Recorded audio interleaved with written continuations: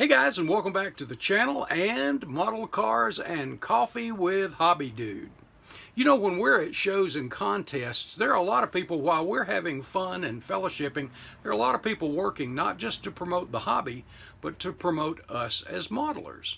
And a few years back, in 2011 to be specific, I built a mini diorama to pay tribute to these people that work while we're playing. Let me share it with you.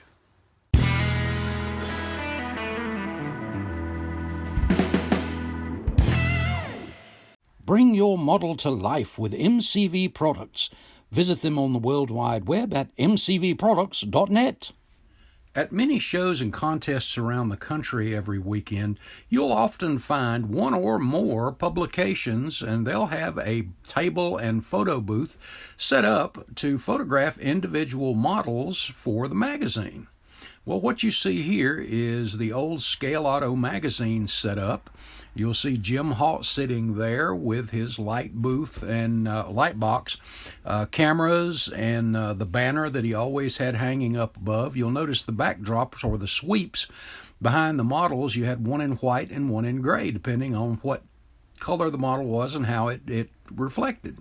Well, this was an inspiration to me. Jim stayed busy all day, and most of the photographers, if you go to these shows, you notice that. They stay busy.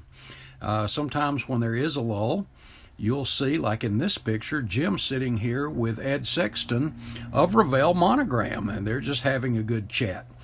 But for the most time, they stayed busy, and it's all to bring a smile to our face, because let's face it, when you get that little ticket stuck under your model that we'd like to photograph your model, you know, makes you feel good. I took this picture in 2010 of this young man sitting at the table waiting for his turn to have his model, the picture made. And he and I had a chat because he was grinning as he is here, ear to ear. And he was so proud to have his Challenger photographed. And I tell you, he was tickled to death. And it reminds us all of just how fun it is. At this time, this was 14 years ago when I took this. 14 or 15 years ago, 15 years ago now. So this young man would be in his late 20s now, I think, but I had his name written down somewhere, and I have no clue where it is. But hey, if this is you, or you know who this is, hey, drop it in the comments. I would love to know, and I hope he's still building. Well, on to the diorama. I wanted to pay tribute to these guys that do the photography. So I broke out the evergreen and plastruct, and I started putting together just a small diorama.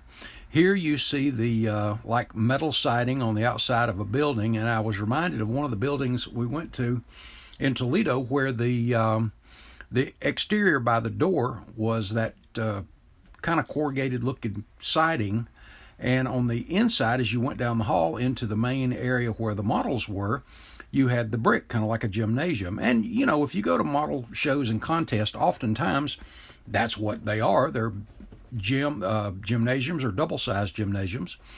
And so I wanted to replicate that. Now, to do that with the flooring, to replicate that wood flooring, I used Dollhouse. And I got online, found some 24th scale Dollhouse flooring, and this is real wood. And this stuff really, really turned out good. Check this out. It's you see the planks in there, and it just looked really, really good. And it's just a very thin veneer. Well, next up was making the furnishings. So I had to come up with a 6-foot folding table. And how I did that was I took my 24th scale ruler, and the reason I chose 24th scale for this little diorama was the figure I found I wanted to use for the photographer to replicate Jim was 1/24th scale. So I took my 1/24th scale ruler, measured out 6 feet, 6 scale feet, and there you go. On the bottom, I used some evergreen angled plastic, I want to say angle iron there for a minute, to make the framework. Measured from the floor up on a real table, and once I got that done, it was easy to judge the length of the legs and the bracing that went up underneath the table. And you see that here. And then there it is with a proper height and everything. Again, just take your real subject, measure from the floor to the table, and there you go. That gives you an idea how your height is. Now, I wanted to replicate a wood table versus the white folding tables a lot of places use nowadays. So this is a little more old school. And again, this was in 2011 when I built this diorama. So this was before 3D printing, so I had to make a lot of stuff, including the chairs. And how we accomplished that was once again with evergreen and plastruct. And we took a real folding chair, measured everything out, and then cut all of our plastic to the size, made our bins. And I wanted two styles of chairs, like oftentimes you'll see mismatched chairs. This looks like one of those old school cafeteria type chairs, and I use the plastruct. And the legs and the back brace are just nothing more than a paper clip. One paper clip made that chair. And again, you measure the height of the chair, all that stuff, and it with a scale ruler and the size you're looking at makes it easier. Next up was the tripod for the camera. Jim usually had one on a tripod and one sitting on the counter, and that made it, I guess he had a backup. But we made our tripod using some stainless tube, and so it would telescope, and some plastruct. And then it was off to the light box. Now the light box was for me the most fun of this thing because the top, the light box, just like the real thing, detaches. And once I got that together, I started doing a mock-up on the actual diorama, see how everything looked and fit. So as you see here, everything was just about right on.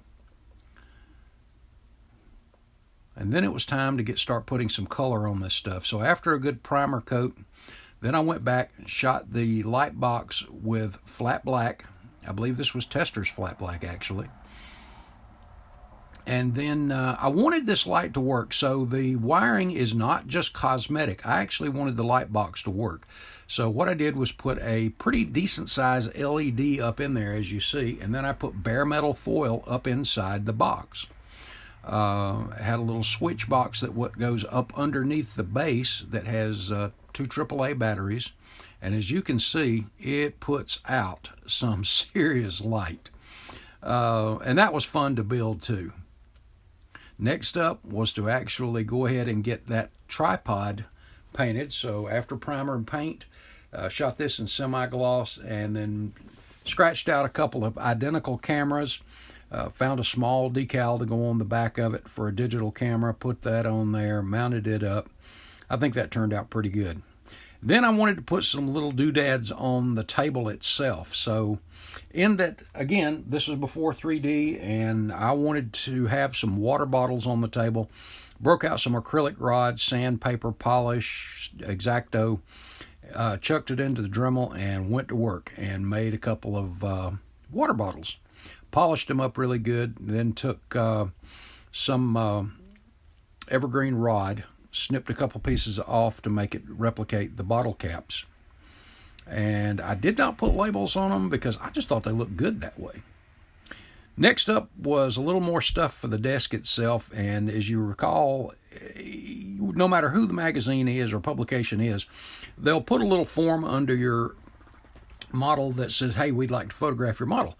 And so I had one of these that was blank I got from Jim, and I photo reduced these down to 1/24th scale, cut them in two, and I had a stack of those on the table as well as with the model area.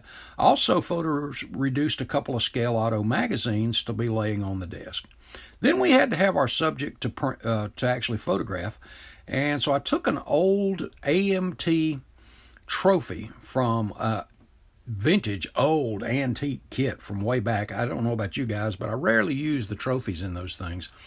So I snipped the little coupe off the top of one of those AMT trophies, and it was about the right size, and cleaned it up really good, painted it, kind of a hot rod red, blacked out the windows, dab of chrome silver in the middle of the wheels, the headlights and grill area.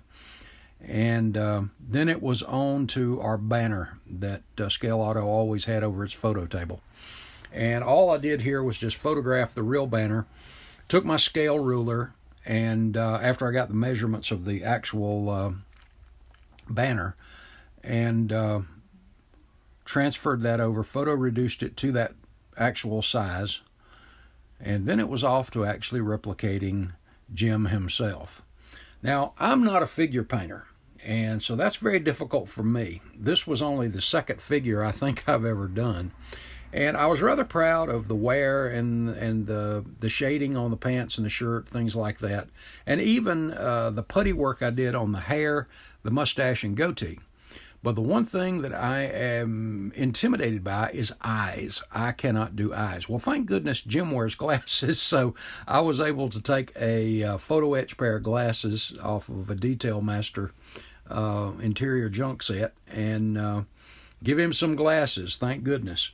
But his arms are posed to, on one hand, as you'll see, he'll be holding the tripod, and the other's just kind of resting on his knee there. And here you see him at work. You see the light on up in the light box there and the reflection on the top of the car. But I think that looks pretty good.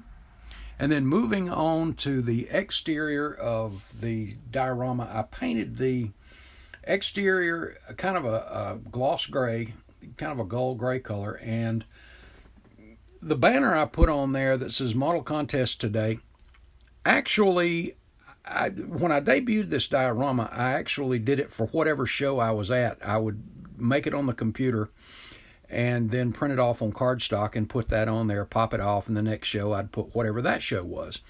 But then I started thinking, well, no one ever looks at the back of the diorama, so I just made a generic Model Contest Today and stuck that on there, and that's what is on there now. And here you see a couple of shots of Jim at work. Get a good view of down the table there and the light box. Another angle. And that light is really bright. On the other end of the table, you see a couple of water bottles. You see all of those entry and information forms, the 2 copies of Scale Auto laying there on the desk or on the table, and then the Paradise Pizza box up underneath there. You know, when you're working all day, you got to have a little snack there. And again, the table I did was in that original wood, and so I painted it in that dark brown, and then I used some wood grain decal for the top part up there. But I think that turned out pretty good. Here's a view of it. And the reason I chose the two-tone wall there was, like I said, oftentimes these contests are held in gymnasiums, and I wrestled with what colors to paint it, and then I decided I would go with my old high school colors, so blue and gray. So that's where that came from, and you see the beam on the right side there, and I decided to add a little more detail by putting a fire extinguisher up there. But a really, really fun project, and there's a view down on it. And again, that coupe that is our subject matter. All right, guys, let's get it on the turntable. Okay, guys, so I put it on a manual turntable today instead of the mechanical because I really, we're going to focus on the inside, not on the outside. But as you see here, that exterior again, and as we go inside the contest room, there is our photographer taking a good shot, and let me move this so we can get some close-ups here. Getting some shots, and the batteries in the light tint are dead, so I'm going to have to replace those. But you see our gray and our white back sweeps there, and there's our entry form laying there, and the coupe being photographed, the extra camera. I'm in my own light, guys, sorry about that. Let me scoot down here a little bit, and we've got our different chairs and colors there. And as I said, you've got the 2 Scale Auto magazines there, and they're not focusing very well, as well as those entry forms and request forms. Our fire extinguisher that I am in all kinds of my own, can't get a focus there, guys, sorry about that. But anyway, you get the idea. this was just something to kind of pay tribute to the guys that work while we're having fun. And this was a really fun project to do, just something off the cuff. I've actually even thought about doing one of the vendors that has all the models and all that kind of stuff. I love doing those little model boxes and tables stacked everywhere, and a couple of guys standing around buying stuff. And who knows, that may be coming down the road. But hope you enjoyed this one, guys. This was, again, a really, really fun project. And hopefully at some of the contests, when you got a car there, maybe you'll get one of those tags from one of the publications that wants to get a photo of your masterpiece. Guys, hope you enjoyed it. God bless. I will see you in the next video. Thanks a bunch, guys.